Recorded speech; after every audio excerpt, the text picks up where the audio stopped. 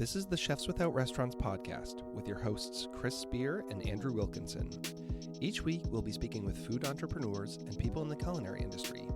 If you're interested in learning more about our organization dedicated to helping people build and grow their food businesses, look us up on the web at chefswithoutrestaurants.com and .org and on Facebook and Instagram at Chefs Without Restaurants.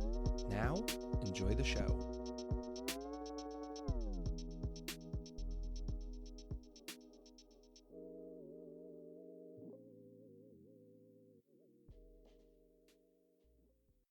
This is episode 25 of the Chefs Without Restaurants podcast. On this episode, we have Chef Sarah Acconcia. Sarah is currently employed as an in-home personal chef for a professional athlete and is also the owner of Juniper Culinary Apothecary. Prior to that, Sarah spent many years working in Baltimore restaurants. She is a self-described service industry wellness advocate and has started a Facebook group called Self-Care for the Service Industry. In this episode, we talk a lot about kitchen culture and self-care for those who work in food service. If you'd like to learn more about Sarah and her work, you can go to her website at www.sarahacconcia.com. And we'd also like to thank this week's sponsor, Jug Bridge Brewery, located at 911 East Patrick Street in Frederick, Maryland. Thanks, and have a great week.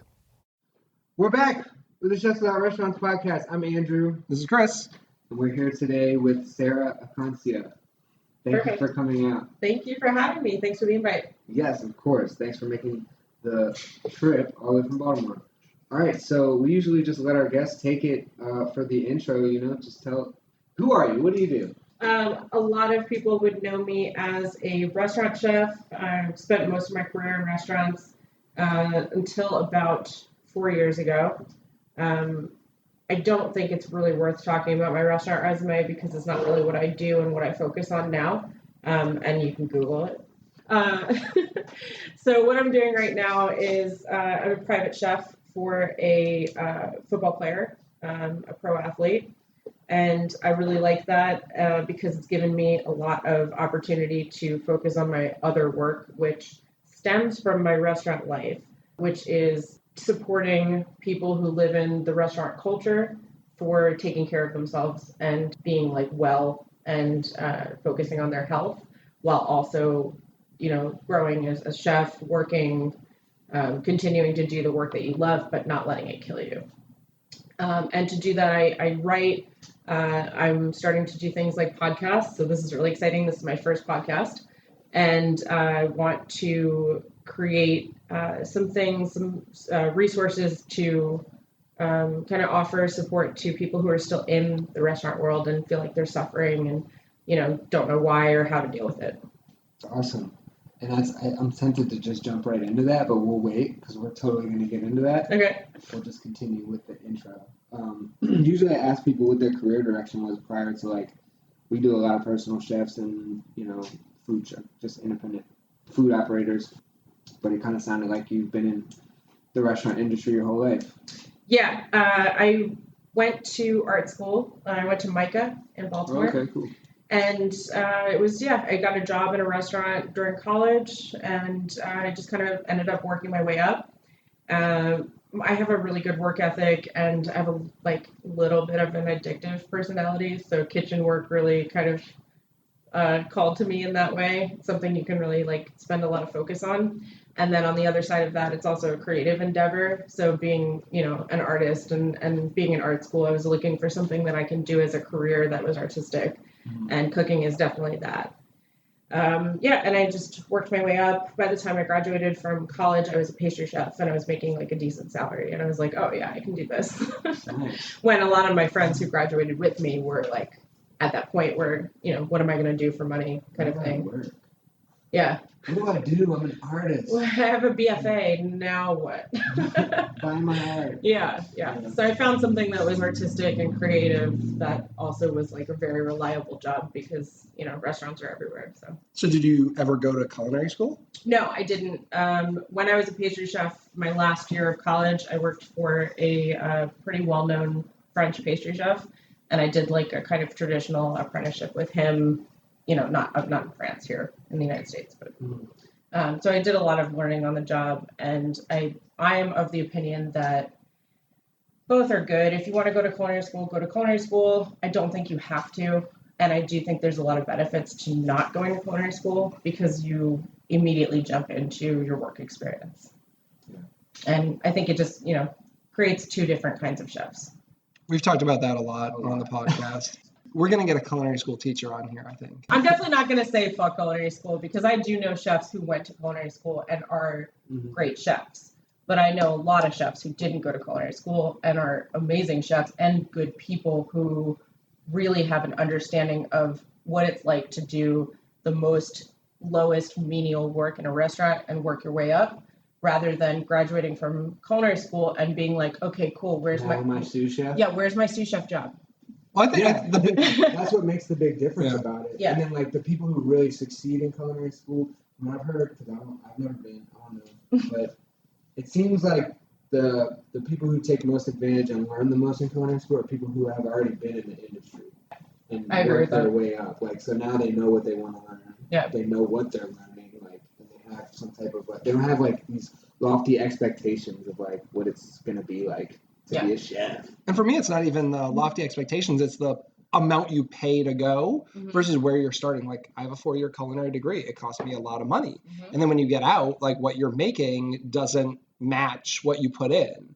So I'm not opposed. And I think everyone should continue educating themselves, whether that be formally or recreationally.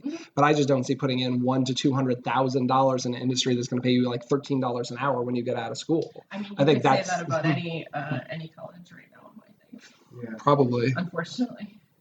What was like your first food job, and is that the one that you were like, oh, okay, I really like this. This is the thing I want to do. Definitely not my first job. My first food job ever, I was like 15, and I worked in. This is so funny. It was like a restaurant that was like supposed to be like Cheers, like the bar at Cheers, but it wasn't like licensed by Cheers or anything. But it was like designed like it. It was kind of weird and like kind of themed that way. Anyway, I was 15 and I was supposed to be a hostess, but like it wasn't very busy, so they like let me be a cocktail server, even though like that's really not right. And so I was doing that for a while, and then I was like, I don't want to do this because it was like not a good job for a 15-year-old girl. So then I worked at Petco for a long time because I really like animals. I was like, let me work in a pet store. And I did that, and then I worked in other restaurants, like little small restaurants when I was in high school, mostly in front of house. And then when I got to college, I applied at one of the fancier, higher priced restaurants, and I wanted to be a server because I wanted to make as much money in as little time as I could. And they were like, you've never done this like fine dining serving, so you can't do it. And you have to be a food runner. So I was a food runner for a little bit. And because I was always in the kitchen, I learned the menu and I started expediting. And then the chef one day, like someone walked out or something, and I ended up making salads. And then I just kind of started doing it more. Nice. Yeah. That's pretty awesome. And like I said, worked my way up from there. Do you ever have aspirations of opening your own restaurant? I did for a long time. I wanted to open a restaurant. I think that now it's not something that I wouldn't do if the right opportunity came along. But by saying that, I mean money. Yeah. It would have to be, working with an investor that was willing to put in a lot of money for operational cash for the first few years, while you're growing. And it would have to be like the right location. It would have to be the right people that I'm working with. There'd be a lot. It would take a lot to make it something that I would want to do. And that's just from my experience working in restaurants and working with restaurant owners. And it's from my experience with owning a business also. I owned a retail store for a little while, which was a great experience, but it's just, the brick and mortar is the overhead for, even just a retail store was crazy. Do you mind me asking what the retail store was? Yeah, it's called Juniper Culinary. The spice place? Do you know it? I went there and bought spices from you. I thought you looked familiar. I got some bomb-ass smoked paprika from you or something like that. Yeah. No, it was something else. I had a togarashi. I made a togarashi with smoked spices. That was really good. That experience was a whole podcast worth of Yeah, stuff I we can could talk imagine. about. Like, But food halls they seem like they're that. yeah. And I have had people ask me, like, oh, well, if you don't want to open a brick and mortar restaurant, like, why not go to a food hall? And I'm like, well, but yeah, Juniper Culinary Apothecary. And we are still a functioning business. I just have a website now, and we do e-commerce, and I do some pop-ups. But Oh my gosh. you can see, I need link to it. spices. Your store was really cool. Thank you. Yeah. It is really cool. Well, yeah, I mean, yeah, but like The brick and mortar store was physical really cool. Thank you. shop was very it was nice. Well, if you want to visit it, it basically moved into my office at my home. So yeah, the question about opening a restaurant comes a lot from that experience too. Yeah. Like, I did that store, that brick and mortar store alone. I didn't have any investors. I did a crowdfunding to get open that was like $5,000, I think. I had a small loan from a friend that was under 10 grand, and then I just did a business loan on my own by myself. And it was tough. I ran for 2 years, basically on my own money. And we broke even. We made a little bit of money, but I couldn't keep it going without some operational cash. How many years can you run with like $5,000 in the bank account? Was that the only thing you were doing at the time? Yeah. I didn't have another job either. It was my full-time job. So, and I wasn't paying myself either. So when it comes to your private chef business, would you say you have like a niche? Yeah, absolutely. I have one client. He's a pro athlete, and my niche is that I provide him with like restaurant level plates in his home. And he's a big foodie. He's a great guy. He really likes to eat comfort foods and things like that. But he's not looking for like meal prep that he has to like microwave. He wants someone to bring him a composed plate of something beautiful and good. Is it just him? Yeah. Sometimes family comes over, friends come over. I'll cook for other people as well, but generally day to day it's just him.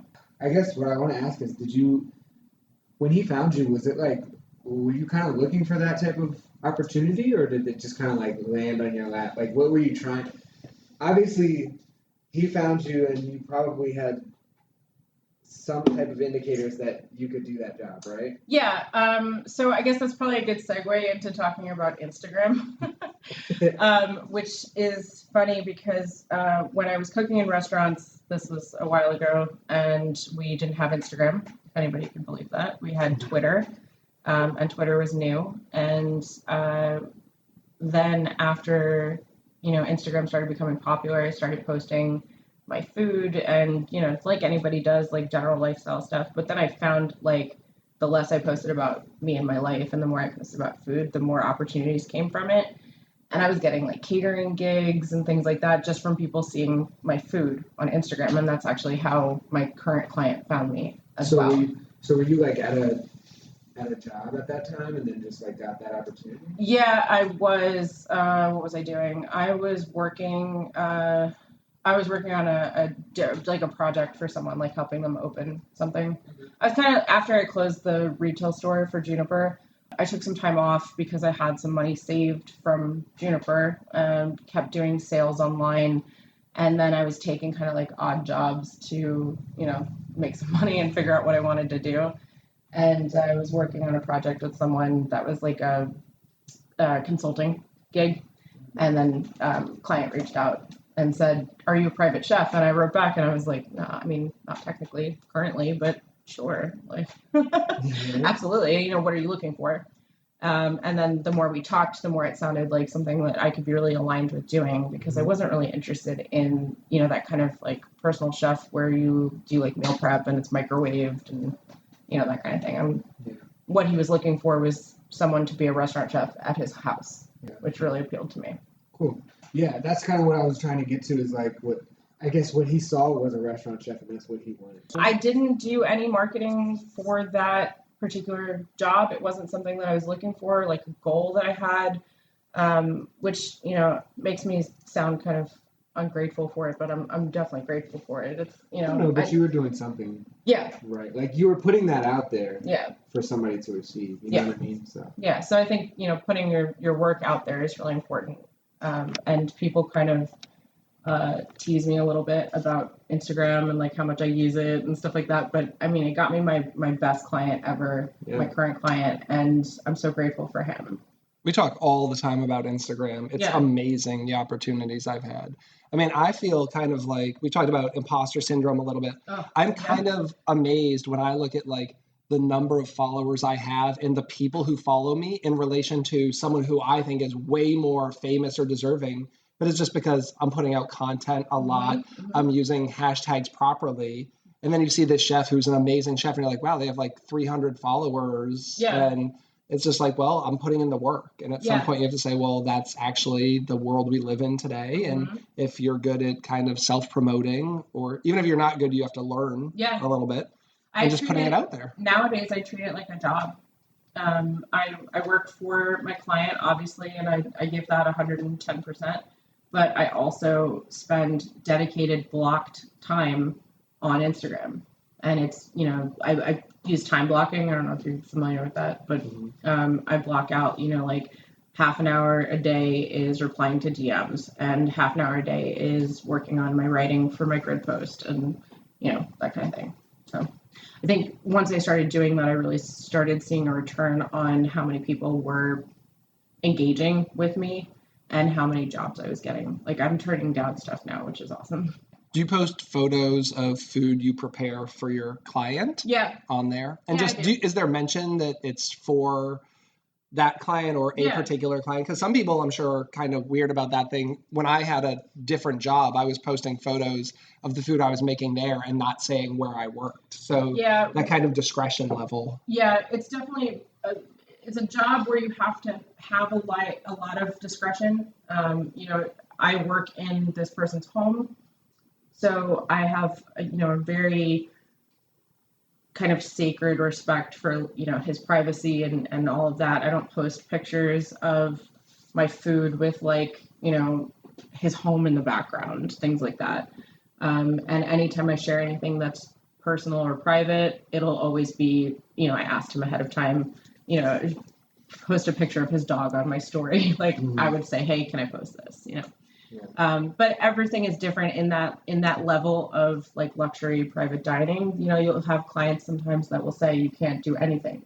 You can't have a social media presence at all, not even for yourself. If you're going to be my private chef, you don't use social media at all. Would you be interested in that, or is that off the table? Because I would not do that. I don't know. It depended. It would depend. If it was something that I really felt was good for me and good for my life, then maybe. But I've definitely built a lot of. I've built a community on Instagram, and I think that I use it to get work, but I also use it to engage with people, and to promote the work that I want to do, which is giving this support to people who are still in this like oppressive restaurant industry and feeling like really, lost and unwell, and they're looking for someone to offer them something of support, and like that's what I want to do on Instagram. And I would say that's what I know you for now. I mean, I've known about you for a while. I know your background, but when I think of you and posting on Instagram, like I'm expecting to see stories about health and mental wellness and things of that nature. I can't even think of a dish I've seen you post photos of. Because and hopefully you think of that as a good thing, that I think of you as like someone who's going to be posting things about staying positive and like treating yourself well and take care of yourself. So I already feel like that's what your Instagram's about. Thank you, because that's really what I want to be known for and what I want to promote. An idea that I talk about online is that your identity is not work. Your identity is not your job. And for a long time in restaurants, that's what it was for me. My identity was, Sarah's the executive chef of this restaurant. And everywhere I went, it was, this is Sarah, she's the chef, and everything I talked about was cooking, or everything that anybody ever wanted to know about me was related to the restaurant or food or cooking or that. And I didn't have an identity outside of that. And I think that it happens across a lot of different industries, that people become kind of intertwined with their job so much that their whole life is their work. And it doesn't have to be like that. You can be good at your job. You can be great. I'm a private chef for a pro athlete, and I do a really good job at that. I'm really proud of that, but it's not my identity. And But like, isn't that hard? Like, let's say my kid has a play date and their dad comes over. The first question is like, "Oh, hey, Chris, so what do you do?" Like, that's always a question, not like, "Who are you? What are you into?" But it's just this always leading question of like, "What do you do?" Or someone will say like, "Oh, hey, nice to meet you. I hear you're a chef." Like that just seems to be the thing. Not even in the food industry, but your identifier. You meet someone new. One of my wife's coworkers, and it's like, "So what do you do?" Or I hear you have a chef business. Like that's the literally first thing all the time in any situation when you meet someone new. And someone will say, "So Chris, tell us about yourself." Well, how do you like my job? Like what I do? What do you want to know? Well, I used to say, "Oh yeah, hi, nice to meet you. I'm Sarah. I'm a chef and I work at this restaurant." And then all the questions would be related to that. What kind of food do you cook? Or like, where's the restaurant? Or blah, blah, blah, like that. Yeah. But now if I meet someone new and they say, "What do you do?" I say a lot of different, like I shake it up. I might, because if I say I'm a private chef for a pro athlete, that's all we're going to talk about for the rest of the time that I spend with this person. But if I say, a couple weeks ago, I went to a watercolor class with my friend who dragged me to it and I ended up really liking it. And now I like to paint watercolors. A lot of time, the response to that will be, "Oh my gosh, that's so cool. Like, do you sell them? Do you have an Instagram page?" Because we live in a capitalism society, right? And so everything that we do has to be monetized somehow. So your identity as a person is what you do for money, what you do for work. So, and that happens, people will say, "Oh, do you sell your watercolors?" Like, no, they suck. They're not even good. I just do it for fun. It's really important to dedicate some of your time to doing things that make you feel good, that are not for anyone else, and don't have a purpose. Which I know is like, people, when I say something like that, people are like, "Wait, like they don't, like, you don't understand literally what I'm saying. Like, why would you do that? Why would you spend your time doing something that has no purpose?" But there is a purpose, and the purpose is to like nourish the part of you that needs to express yourself in a way that isn't controlled or like metered or measured. If that makes sense. No, it does. I kind of do that, but now that you said that, it's kind of like metered and measured too. Yeah. But I spend a ton of time playing chess online, like on my phone.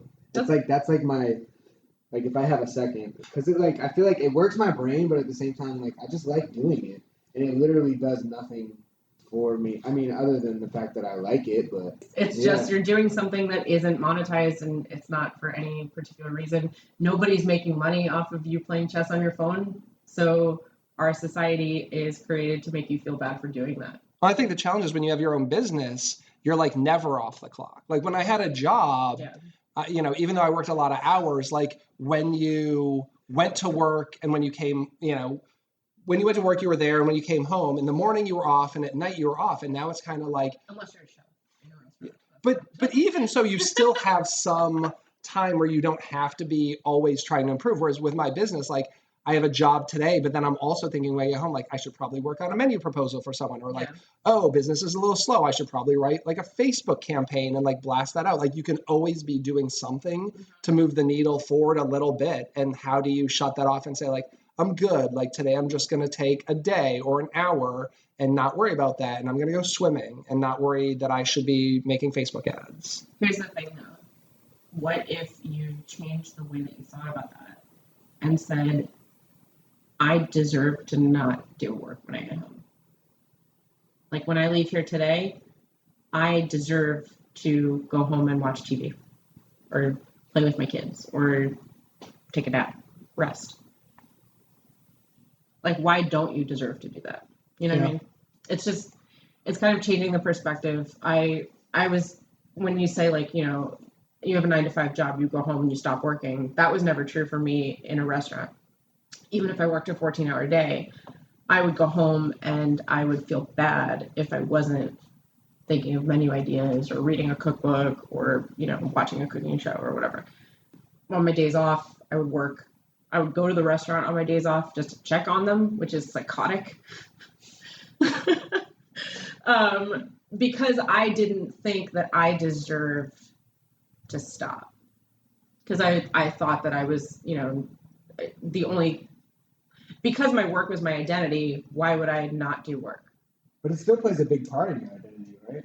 Yeah, definitely. I'm really proud of my work. I share a lot about it online. I do tag my client, and I share things that I do for him. But it's, I actively kind of try to make sure that I carve out time in my day, every day, that has no purpose. It's just for me to rest or take care of myself. And I think once you have other things, and family's a big thing. I'm glad that I found out, like when I had kids, that was a big shift for me. I don't know what it would be like if I wasn't married and didn't have kids. Like I'd maybe have more trouble disconnecting. Once my kids came along, that was the thing that changed everything. Is like, I'm not gonna not see them grow up. And I always worked in like contract food. So my wife and I had a great relationship where I had every other weekend off. I never wanted to be the chef who worked 80 hours a week, didn't see their spouse. So I already had a pretty good work-life balance. And then when the kids came along 2 years in, I was like, I'm not going to miss them growing up for this. Like I made the shift. So we actually have a ton of time this past weekend. I didn't have any work on Friday or Saturday, which were my two busiest days. And I was cool. We took the whole weekend and just did whatever and went to my son's soccer game on Saturday. And I did the dad-daughter dance with my daughter this weekend. And I was pretty chill about it. And what I'm about to say is not to take away from your kids or anyone that has kids in general, but that is also still doing something for someone else and not for you. What if it was just for you? Yeah. Because you're still saying like, it's important for me to have time away from work so that I can spend time with my kids or so I can spend time with my partner, which is fine. That's totally valid and it's awesome. And you should also have that same kind of like reverence for your time with yourself. Yeah. And we do. Like my thing is concerts and music. Like my wife can't hang anymore. Like she's go to bed at like 9:30. And we just kind of have this understanding that like that's something that I love. Like when we met at a concert, so she knew going into it, like I love live music. And for a number of years I would buy 2 tickets and take her and we'd get there and she'd be bored before like the artist went on that I really wanted to see. And now it's just kind of like I'll say, do you care if I go to the show next month? And 99% of the time she's cool. Yeah. And I buy a ticket and I go by myself. That's awesome. Because that's like my thing. It's like, I just want to go down and see a show. And for like 3 hours, not even talk to people. Like I don't even go with friends. Like I love going to a show by myself and grabbing a beer and just being in there with the music. Like I've seen 600 shows. Like I'm like a music guy. Like live music makes me feel like nothing else. And I can't even explain it to people who aren't into it like that. I'm like, no, it's not the social experience. Like I don't go to meet people. I don't go to get like hammered. Like I just want to go and feel like I'm immersed in something for like 3 or 4 hours. So for me, it's live music. And that's awesome. That's exactly what I'm talking about. Like that's spending your time doing something that is just for you for no other reason. It's not serving any other purpose except you enjoy it and it nourishes you. What's that for you? I don't even know if I have it, honestly. I mean, I don't do it enough as much as I would like to, but I like to just go out and like, we have like, you can drive like 10 or 15 minutes and get to some good like hiking trails. So I really like to do that for myself. And I would like to leave my phone in the car, but I don't. But it's hard to find that time. So that's why like chess is like my secondary. And that's another thing too, is like you don't have to dedicate a whole day.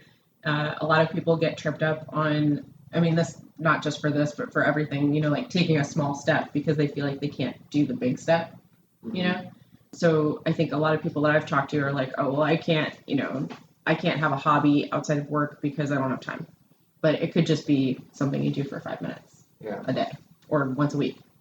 It doesn't have to be like 30 hours a week or whatever. I feel like this is one of those things, but it's not really just for me. And same with you, like, we do this for other people, really. Yeah. I mean, this is work. This is. Yeah, it is. You're not getting paid for it. I don't know. That's for sure. We're not. Paying you? Sponsor alert. But we do love that we get to talk to other people that we admire and we really enjoy spending time with. I would never want to have a guest because I felt obligated. I would never want to say, I don't really like that person or agree with what they're doing, but they'd be good for the show. Hopefully, I never get to that point where I feel like you have to have a guest on. We just really want to talk to people that we enjoy spending time with. But yeah, I'm going to come home today after having been here since 10 o'clock this morning and feel like it's a work day. Yeah. Whether or not it helped with either of my businesses, whether I made no money today, but I enjoy doing it. And that's a thing that I think chefs get really like caught up in and like tripped up on is I love what I'm doing, so it's not really work. And we kind of discredit ourselves and say like, oh, well, you know, I did work 14 hours, but I love it so much. But I think we are caught up in we're caught up in the It is. Yeah. It is because it's like, you know, it's saying like, it's saying I worked 14 hours and it's not worth it. I'm not worth saying that was work, Right. you know?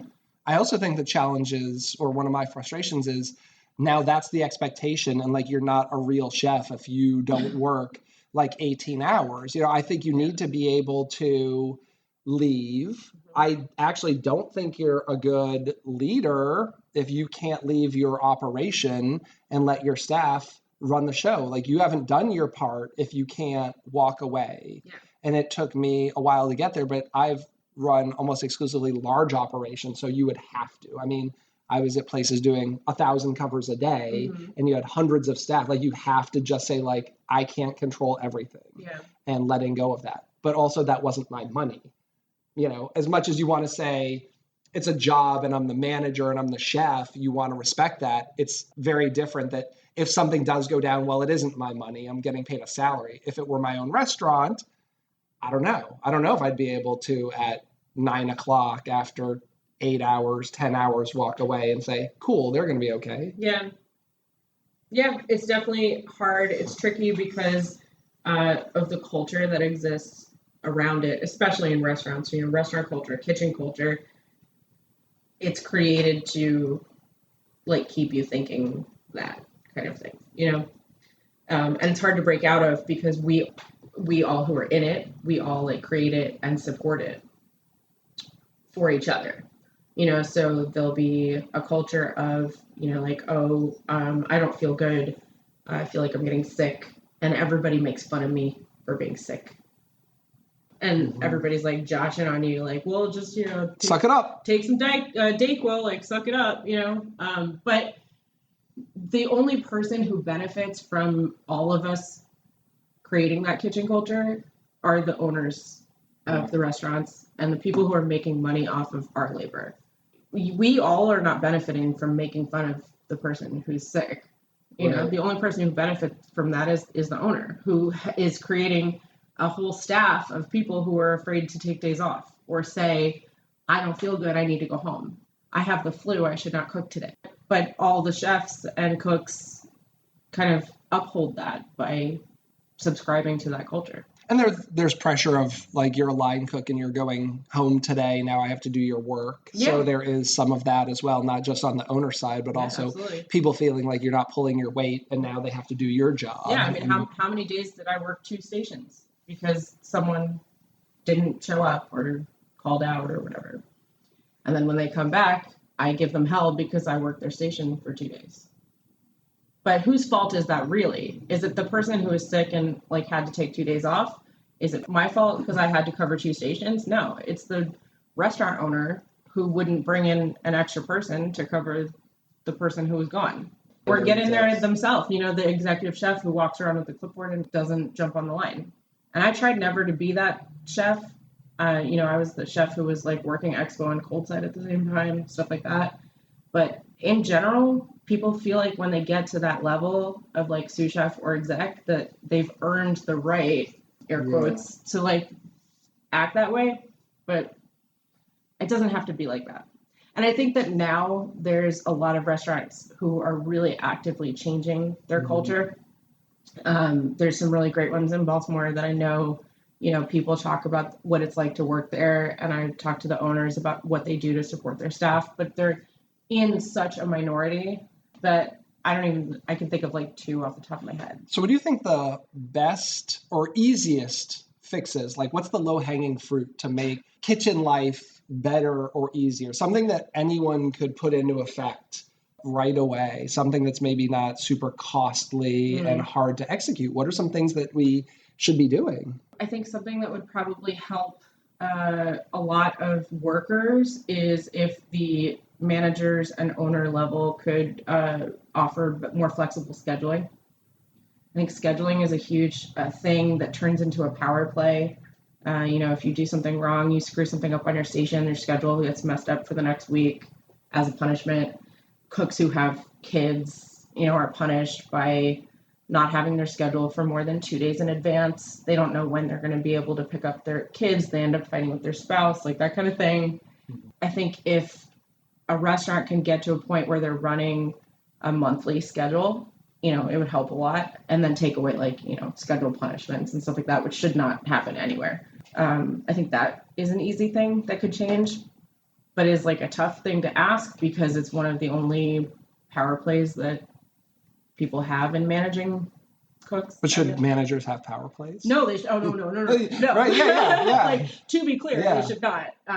But, anywhere that there's like a hierarchy of people making more money than other people, it's going to be, there's going to be power plays.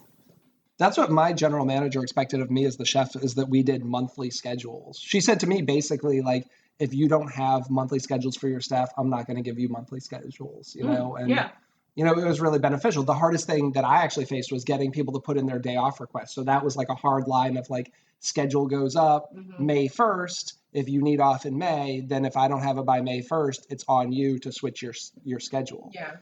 I think for the most part, if you are an operation that has standard hours, you should be able to know when someone's going to be working. Yeah. I mean, what the question you asked me was not something that I can come up with a quick answer on the fly, but yeah, I mean, that's a good start. I also think that happy workers are good employees. Yeah.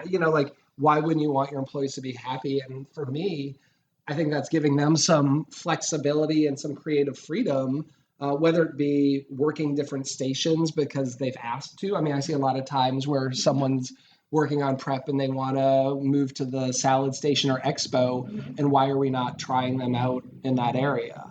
Give them the chance to grow. I mean, nobody wants to be just on prep peeling potatoes and cutting onions forever. But I see a lot of places that feel like you haven't paid your dues, air quotes, and you're not going to move on to expo until you've done prep for like 6 months. And a lot of times those kind of metrics are like super arbitrary. Like, what is prep for 6 months versus prep for a month?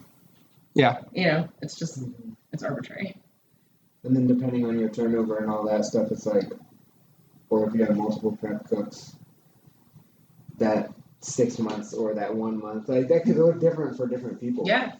And somebody might get stuck in it for 9 months. Yeah. And owners and managers who complain about, I can't hire good people. I keep losing people. There's no good cooks in the city and it's so hard to hire people. And anytime someone comes at me with that, I say, you need to examine your kitchen culture, because there are a lot of really talented people in the city and, the whole country, like you were talking in general, not just to Baltimore.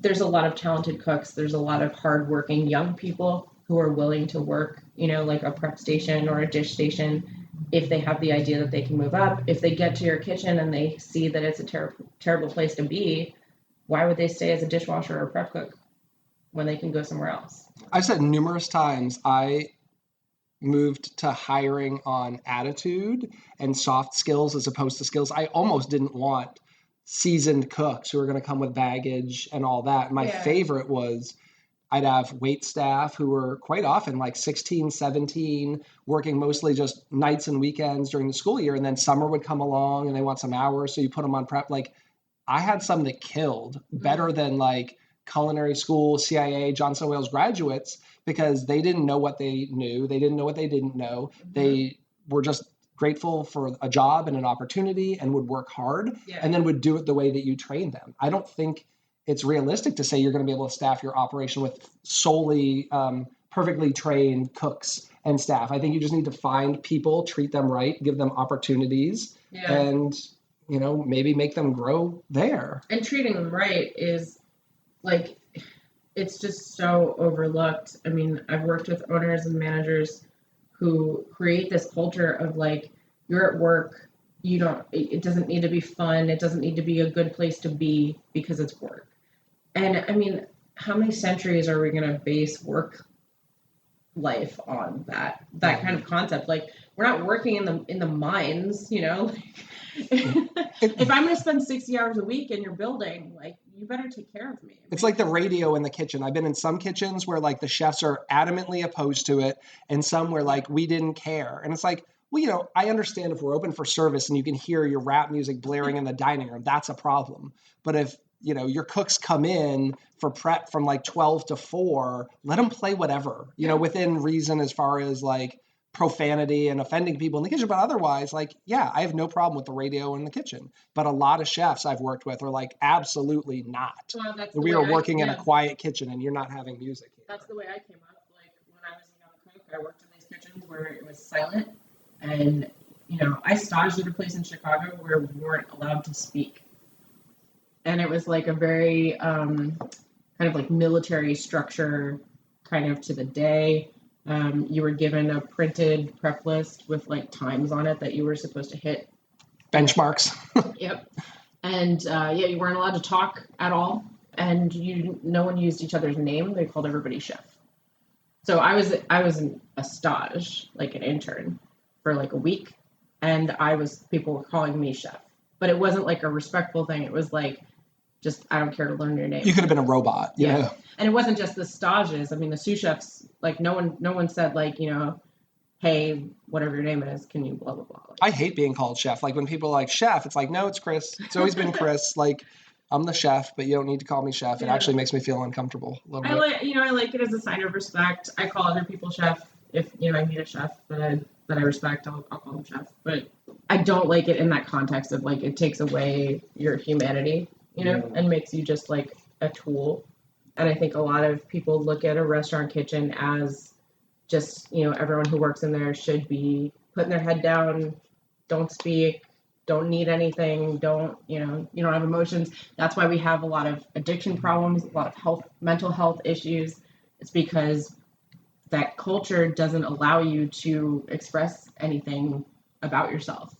And aren't we just making food for people's pleasure? Oh my God. I mean, you know, like when you step back from it's just dinner. I mean, it's not even like we're going to Puerto Rico and feeding the people who have nothing. It's like we're cooking food for quite often the very wealthy who really are just going out and spending money at a restaurant like they would on a show or a movie or something. When I used to have cooks like freaking out, you know when you freak out, everything's going wrong, you're in the weeds, you're like losing it. I used to just be like, look, it's just dinner. And everyone in the dining room is going to live probably to see tomorrow and eat dinner again. So it's just food. Like, it's not worth giving up your life over or your health. It's not worth it. It's just food. Do you feel like you've given up your health in the past, like Absolutely. over this? Yeah. Yeah, definitely. I don't know how much you know about my health story. Not that much. Okay. When I was at my last restaurant job, I started feeling really bad. I mean, anybody who's worked in restaurants can tell you, like, you feel bad most of your career. I felt bad in my, like, early 20s. Like, I had, you know, foot pain, back pain, whatever, all that. But I started feeling really bad that last year that I worked in the restaurant. And it was the first job, I think it was the first or second job ever that I had health insurance. So I finally went to the doctor. And I got diagnosed with type 2 diabetes. And I mean, I eat pretty healthy when I eat, but when I was in restaurants, I wasn't eating very much. I was drinking a lot. And when I ate, it was like, I didn't eat anything the whole day. And then I would eat like a burger and bourbon and beer. So at 11 o'clock at night or midnight. And then go to sleep. And then the next morning, drink like 3 press pots of coffee until it was bourbon time again. So I got my diabetes diagnosis, and I'm still fighting to try and figure out if I have some kind of like fibromyalgia or something like that, or if it's just like joint pain from standing up for 10 years or something like that. But yeah, so that happened. I was like, oh man, that really sucks. There's a lot of stigma about type 2 diabetes that I could probably talk on a whole podcast about. But I really saw that as a wake-up call because I never thought of myself as someone who was at risk for getting a disease like that. Because, people think like, oh, that's from eating fast food and, being like 300 pounds overweight or whatever. And it really kind of showed me that my lifestyle, which was work, like my work was my lifestyle, was really actually physically hurting me, in addition to mentally hurting me. And at that restaurant, I kind of started looking at it differently and trying to improve my health in my lifestyle choices. And everything that I did, I was met with, what's the word? Like, I was met with like resistance from everyone around me. I started bringing in like a healthy lunch to eat, and people made fun of me. And I stopped staying at the bar to drink, and people would be like, oh, well, we just got these nice bourbons in. You're not going to know what they taste like that kind of thing. And instead of getting support from everyone around me and like, oh, you're trying to, be healthier and take care of yourself, it was this feeling of like, you don't deserve to do that. You're a chef. Yeah. Which I know sounds like kind of dramatic, but no, it totally it is. And that's how people make you feel. It's like, you're a chef. This is what you signed up for. Yeah. And I don't think it has to be like that. No, there's really no reason for it to be like that. I was more unhealthy, and I eventually ended up losing like 50 pounds, but it was like, I'd make a salad for lunch, and people were like, having a salad again? I'm like, yep, this is actually a better lunch choice. Yeah. But I was eating my lunch with toxic, terrible people, and I was having anxiety and a lot of issues. I started eating my lunch by myself outside, which kind of then like ostracizes you. But it was like, I'm sitting at a table who were being with horrible people, saying horrible, like just vile, like racist things and so forth. It's like, I can't even be a part of this.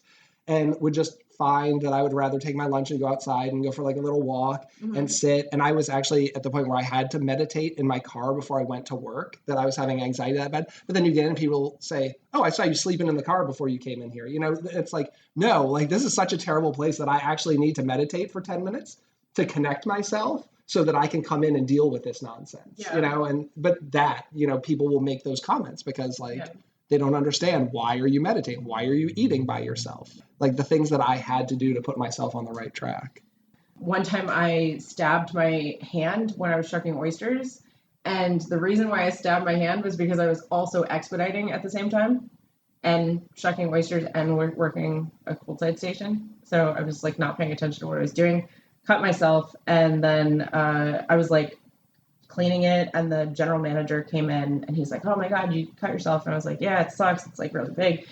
And I'm like washing it, like gonna put like a Band-Aid on it. And he's like, maybe you should go to the hospital and get stitches. And I was like, nah, it's fine. It's just like a little thing, which is like the typical, like no matter how bad a chef cuts himself, like they're always going to be like, oh, it's fine. I'll just put duct tape on it.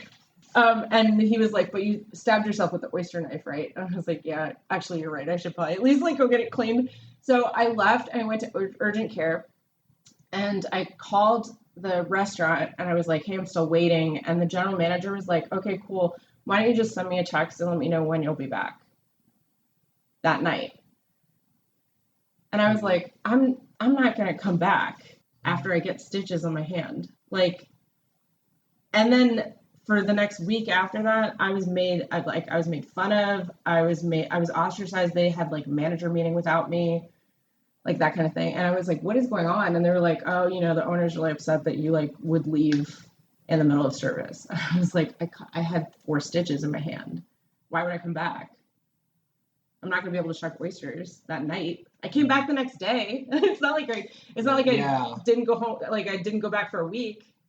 It was like the middle of it was, yeah. And then that kind of incident really, it was like, I just need a break. I'm not saying I want to quit being a restaurant chef, but like, I just need to stop right now and take a break. And that's when I decided to leave.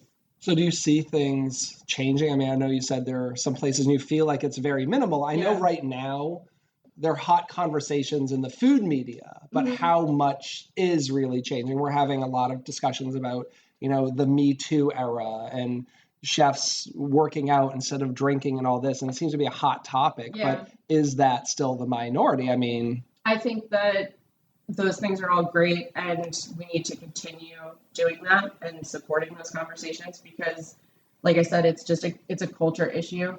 and nothing is going to change unless we all change the perspective of putting value on taking care of ourselves.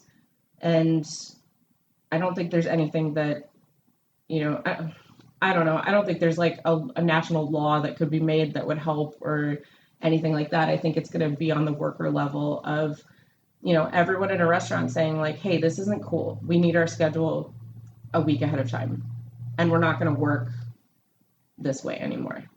I like to think it's getting better, and then you see people sharing chef memes, and there's like the true cooks and all that stuff, and it's just for all the advancements I think we make. And then you have great things like the Chefs with Issues that Kat Kinsman started in the group. But even if you're a part of that group, some people come in there and troll pretty hard, and I don't know if they actually have issues and are feeling some sort of way, or if they're coming in just to be kind of jerks about it. And I know it's really hard to moderate a group, especially that size. Yeah. But someone will come on and say, I had this happen. And then, some comments will be like, shut up and suck it up or whatever. And I'm amazed that in a closed private Facebook group that's supposed to be all about supporting each other and helping bring, awareness of issues in the food industry, that there are still people coming into like that group and making fun of people. Yeah, it's like and people are like ingrained into a way of thinking. It just takes, I think, maybe exposure to the ideas over and over again that they can see like, oh, I didn't really realize that there could be another way. And I think that happened for me. I mean, I was a chef who yelled at people, got angry, was stressed out, visibly angry, stressed kind of thing. I took out a lot of my stress on my staff. My high standards and things like that. I punished people with things like, I don't remember specifically doing like scheduled punishment, but like things like that. I fully admit that. And I have talked to people who used to work for me and apologized. And I've been like, I'm sorry that you worked during this period with me. I wish that it wasn't like that, but at least know that, I'm growing and I wouldn't run a kitchen like that again. I think that's important. And it also takes a lot of like bravery to say like, I screwed up. Doesn't mean I'm a bad person. I was working in the same system as everyone else, and that's how I coped with it. And I think that putting myself out there by doing things like this and talking about this, hopefully will show another chef who's in it that they don't have to act like that. Or a chef that's working under someone that it doesn't have to be like that. And you can demand better. You can say, hey, you can't talk to me like that. And I think it's hard when you're kind of middle management. Like if you're an executive chef, you still report to a general manager or something. I've definitely been in the spot where I did some things I'm not proud of. And people would say, but you were the executive chef. Yeah. And I had a general manager. I had a district manager. I had a client. I had metrics that were measured. And, I'm responsible for getting the job done. And when your GM and your district manager says, fire this person, only pay them a 2% raise instead of a 4% raise. Like you kind of have to do that, or you have to make a stance and say, I can't work here anymore, but it's really hard. And just kind of looking at like, I always thought I was a good person. And I know there's people who think I was a horrible person. I've read some things on the internet and you're just like, I felt so badly. And that's ultimately one of the reasons why I left the job I was at, because I went through a stage of personal growth. And I felt like I couldn't be the person that I really was becoming and wanted to be and stay and do the job that my bosses expected me to do. And I didn't see any business model where that worked. There were very few places that I felt I could go in and work and run a kitchen the way I wanted to. So I ultimately left to start my own business, mostly because I was trying to change my life and myself and couldn't do the work that was expected of me in that regard anymore. Yeah, that sounds like and that's tough. Yeah, absolutely. I mean, when I decided I had to leave that restaurant, it was a decision where I was like, I need to leave this restaurant in particular. And I don't know of any restaurant that I can go work at right now that won't treat me the same way, and won't treat my staff the same way. And, that was like 5 years ago. I think I could probably come up with a couple now that I would probably reach out to, but it's not that many, and the owners who I think are good owners who treat their staff like humans and, offer them services to support them and things like that, they're really going out on a limb. They're paying extra money out of their pockets for these things. They're doing a lot more than your general everyday restaurant owner.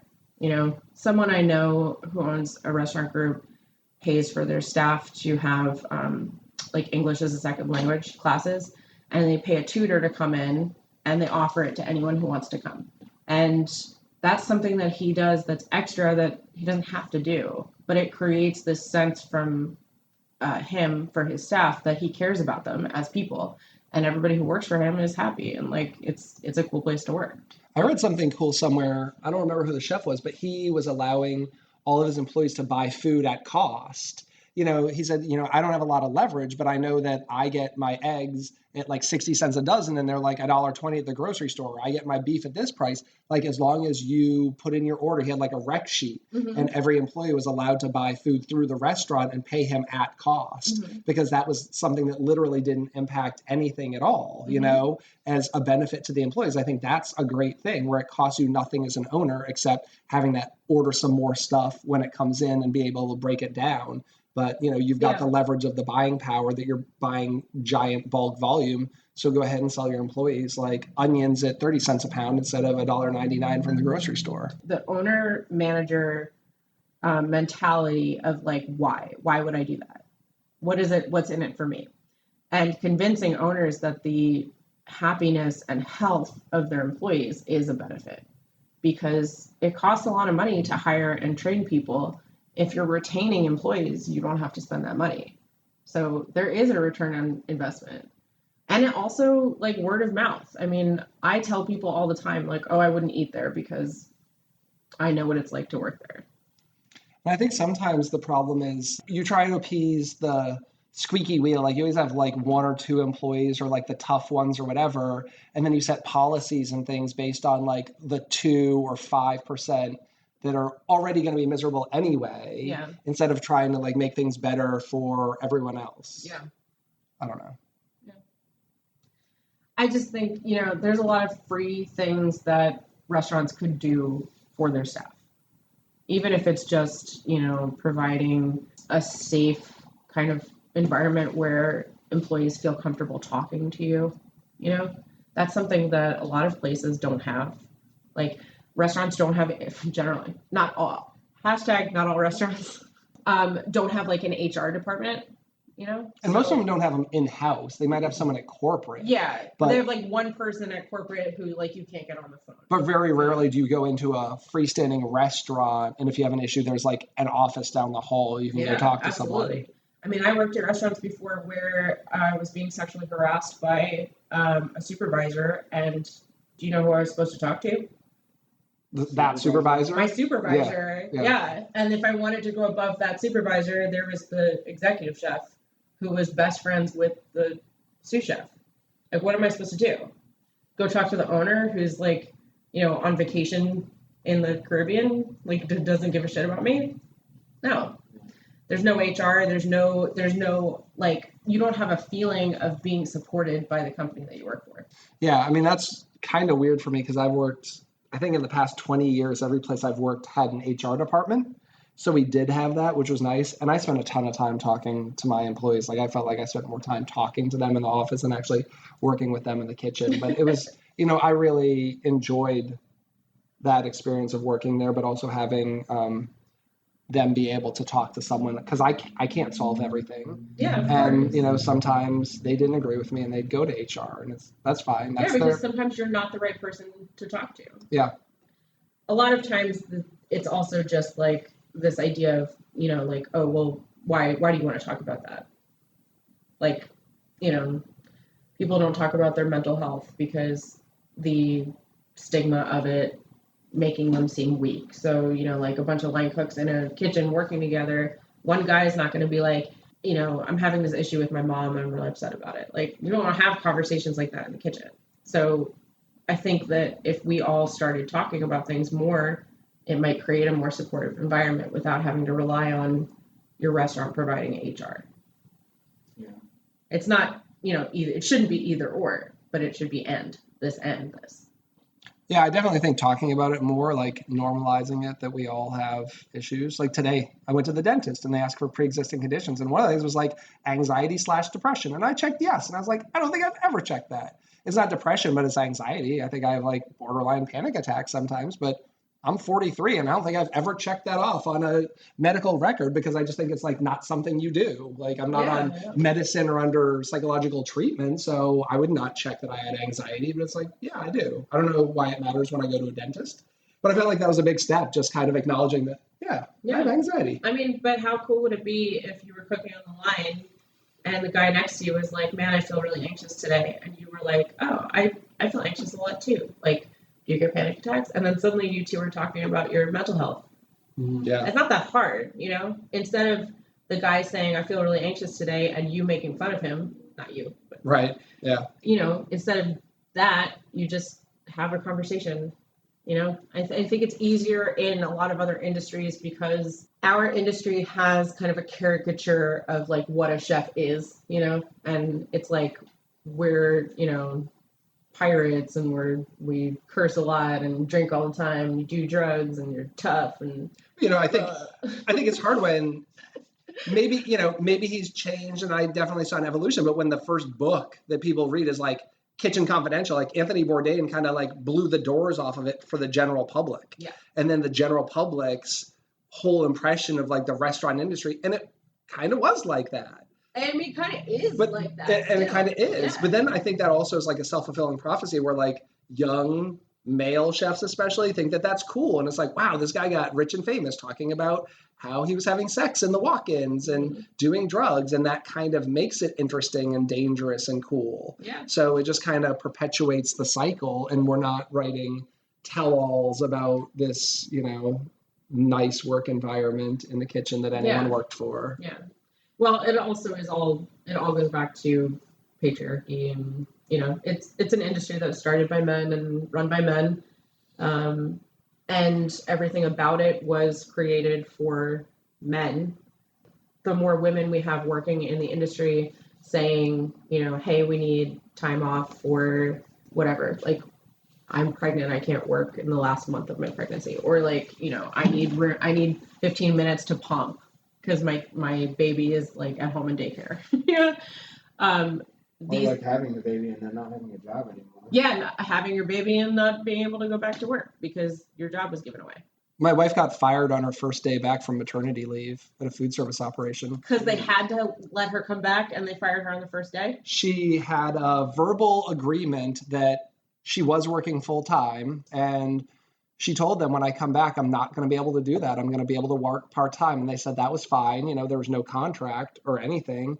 And she took the time off and nobody said anything about it at all the whole time. And the first day back to work, she got a babysitter and said goodbye to the kids and went to the house, and then promptly got in the door. And they said, before you punch in and start, let's sit down and talk about this.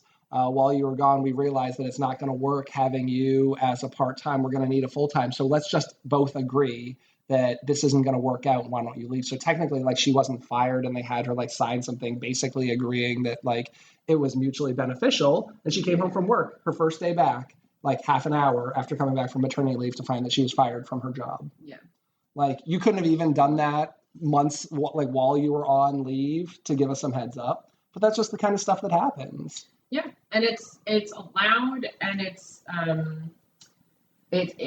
no one like makes a stink about it, because at that point she'd rather just go. She doesn't want to be somewhere where they don't want her. Yeah. And it's just at that point easier to just go find another job, and that's what they're banking on, right? Yeah, that's what they're banking on. You just like kind of rolling over and being like, okay, well, I guess it's how. But if more of us were like, actually, no, that shouldn't be how it is, then we would have more solidarity and we would be able to make some more culture change. And I'm not saying that like we don't have solidarity, but there is a really pervasive kind of toxic idea of like what it is to be a chef. Yeah.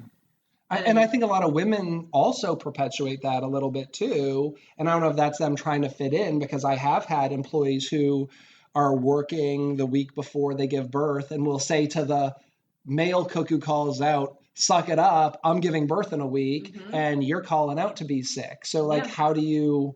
That doesn't help the cause either. I told you, like, I used to be the the chef that was like yelling at people and like all that. That came directly from me growing up in that toxic kitchen culture and being a female chef and saying, okay, well, the only way for me to make it is to prove that I'm tougher and I have bigger balls than everybody else in here. And so, if I make a sexist joke or I do something crude or yell at a new cook or something like that, shows everyone in here that I'm just as tough and, masculine as they are. So is it too broken to fix, or are you optimistic for the future? I mean, as someone who is not in that restaurant industry anymore, like, I don't think it's for me, but I don't want to leave anyone behind. I think it's not too broken to fix, but it is going to take a lot of culture change. And I think that the work that I want to do with my writing and my speaking, and Instagram, creating a resource for people to at least see that it doesn't have to be that way. So what are you hoping, ideally, if someone comes to your Instagram, follows you, what are you hoping to inspire them to do or help them? Like, ideally, what do you think? My number one goal is for people to realize that they deserve to take care of themselves. And it doesn't have to be service industry. If you follow me and you're a nurse or, a corporate job or anything, really, just the idea that your identity is not your work and you deserve to do whatever you want to do to take care of yourself. And that looks different for everybody. People see like memes online about like self-care and it's like, take a bath, light a candle, like whatever. It's different for everybody. Self-care for someone might be leaving their job. Self-care for someone might just be, making a friend that has the same values as you in your workplace. So I want people to see me as a resource for support. Do you have any kind of message board or Facebook group or place where people can have conversations? I do. Thank you for reminding me. It's called Self-Care for the Service Industry. And again, it's a young group that I would love to see more people joining and get some more engagement inside the group. It is on Facebook, and anybody can join. There's like one question to join. It's like, do you work in the service industry? And then you can be part of that community. Have you had any negative experiences with people in that group yet? No, I haven't. Not yet. I put the question on there just because I'm hoping to have people who are actually willing to engage and not just going to join the group and not do anything. So it requires them to type like 2 words. So I think that maybe that would be like, if you're willing to type those 2 words, you're willing to participate in the community, I guess. I don't know. The same for me, because I don't want like the Chefs Out at Restaurants group to be a lot of people like spamming like job things or trying to sell stuff and just kind of. I've had to bump some people away and say, we have a public page if you want to follow where I'm sharing events and interesting articles, but this is not a place for you to come and say like, Andrew's a member of the group and he could say, hey, I'm looking for someone to come work on the pizza truck, but I don't want you, who I've never met, to just come in and post a job and say, hey, I'm looking for cooks at my new restaurant. Like that's not, it's actually Chefs Without Restaurants. So like, don't come in. But I've had some people posting job offers for restaurants or trying to sell their product. Hey, I make peanuts. It's like, that's not really what I want to be. Yeah, I did actually. Now that you reminded me, I had one person who came in and posted like rapid fire for a week about some like CBD product that they sell, and I kicked them out. Because it's like, I want that group to be, I want it to be a resource for people where people feel comfortable posting, a personal thing. I'm at work and I don't have anyone to talk to. I'm really stressed out. I've been having panic attacks and I don't know what to do. Like, I want that kind of post in that group, and I want a community of people who can say, that happens to me, this is what I do, or you can reach out to this person, or blah, blah, blah. Instead of just like, these are products that I sell, and this is like my wellness blog and stuff like that. Like, I want it to be more of a discussion group. Cool. Well, I think we should probably get into the on-the-fly section where I ask you. Well, actually, first, before we do that, I just have one more question. Okay. But what are you currently cooking? And that could be like something to cook at home that you really love, or not even about food at all. So just go ahead and take that where you want to. Food-wise, My client is traveling this week, so I've been cooking a lot at home, which is unusual because I don't cook at home very often. And I've been making a lot of just playing around with like ingredients that I have in my pantry because I kind of end up collecting things that I'm like, oh, I'm going to try this out. And then it gets pushed aside because I don't cook at home. So I've had a lot of weird combo food this week. I did a grits dish for breakfast that had like a red Thai curry sauce and eggs. It was really nice. So I just like to like play around at home. That's what I'm doing for food right now. And yeah. All right, so let's just jump into on the fly. Basically, I'm just going to ask you 10 or 12, 15 questions. It's not 15 questions. Answer them as fast as you can. Nobody ever really does this, but try. Okay, as fast as I can. Yeah, just try. All right, go. I mean, whenever you're ready. What's your favorite tool in the kitchen? Mandolin. What's your favorite food to eat? Fried chicken. From where? Royal Farms. I had a feeling that's what you were going to say. If you had all the monies, what's the first position you would hire? Ooh, can I say house cleaner? Yeah. Someone to clean my house for me. Yeah, I kind of did that too. Who's your favorite chef? I really like Chef Ben from La Cuchara. La Cuchara is one of my favorite restaurants. Gorgeous restaurant, beautiful food, done in a really elegant way, really good ingredients. Every time I go there, I love it. Art or science? I always say cooking is an art and a craft. So both. What's one thing you do differently from everybody else? I take care of myself and I try to take care of everyone around me. Your favorite digital tool? I said earlier, I'm completely right-brained and it's really hard for me to be organized. So I actually use project manager software called Asana. I'm sure people who work in offices know what that is. It's like Slack sort of, but it's more like to-do list based. And it's how I organize my whole life. If it's not in Asana or my Google Calendar, like it doesn't exist to me. Can you recommend a book? I was thinking about that earlier because I heard you ask that question to the other guest. And one that I wrote down because I was like, I'm going to forget what it is, but I read recently by Jen Sincero. It's called You Are a Badass. I've heard of that one. Yeah, it's all about self-love and, self-worth.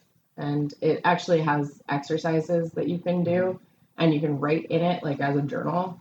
So even if you read it through once, you can kind of go back and read what you wrote in it and like relearn every time you look at it. Yeah, that's cool. We'll link that in the show notes. What's your favorite culinary resource? I have to say Instagram because I can really use Instagram as a research tool. I can use it as inspiration. You can see what other people are up to. Yeah, we've had like whole conversations on the podcast about that being an actual culinary resource. Yeah. It's legit. Instagram is a culinary resource. Yeah. How do you decompress? Decompressing is very important to me. I like to spend time in my house. My house is like kind of a sanctuary for me. I like to garden and I have a lot of house plants. So I like to take care of my garden and my plants. And I have a cat that's really cute and I love her. I spend time with her and just kind of, being in my home, like relaxing and not having like a purpose or doing something like a task. That's really decompressing for me. What's the best meal you've ever had? Okay, I got one. My husband and I went to Rome Valentine's Day 2 years ago. And when we got off the plane, we went to our hotel and we went to the this like little restaurant that was right outside of our hotel. And we were just exhausted. We were like, if we eat any food, it'll be fine. Yeah. And it was amazing. Of course, it's Rome, but it was like it was a pizza with like tomato sauce, salami, and some kind of mozzarella, and super basic, and calamari, like fried calamari. And the squid was so good that like it didn't need anything. It had like a piece of lemon, no sauce, like nothing. It was like salt, squid, fried, lemon. It was amazing. And I feel like I never want to eat calamari again. Yeah. Definitely one of the best we've ever had. And my last question, what do you want to be remembered for? I think that I answered this sort of earlier. Yeah. I want to be remembered as someone who was in service to other people, providing support and resources to people in the food and beverage industry, or just in general to kind of help people grow their own self-love and self-care. Well, hopefully being on this podcast, we can help some people remember. Yeah, if anybody listening to this ever needs to reach out, my DMs are always open. Until I can't manage them anymore, I will answer as many as I can. And it's judgment-free. Anything you want to talk about, that's what I want to be here for. Go ahead and drop your ad name so people can. Okay. It's at Chef Sarah Acconcia. So it's Sarah with an H and ACCON as in Nick, CIA. Thank you so much for traveling up here today and being on our podcast. Thank you so much. So much insight and wisdom and. Thank you so much. I'm really happy I got the opportunity to do it. Yeah, and once again, if you've heard this before, you know what I'm about to say, but hold on. subscribe. We have put out 18 shows. We have 2 comments and 7 reviews, guys. Just go drop a 5-star in there on. So that's iTunes. I don't even think you can do anything on Spotify. So I know a lot of people listen to Spotify, iHeartRadio, other platforms. If you are an iTunes user, or maybe you just sign up for an iTunes just so you can review our show, that would be cool. But go subscribe, follow, and share the podcast. Is that what you were going to say? That's exactly what I was going to say. And if you have any comments, questions, concerns, or whatever, you can always email us at chefswithoutrestaurants@gmail.com. Thanks for listening. We love you. Goodbye. Thanks for listening to the Chefs Without Restaurants podcast. And if you're interested in being a guest on the show or sponsoring a show, please let us know. We can be reached at chefswithoutrestaurants@gmail.com. Thanks so much.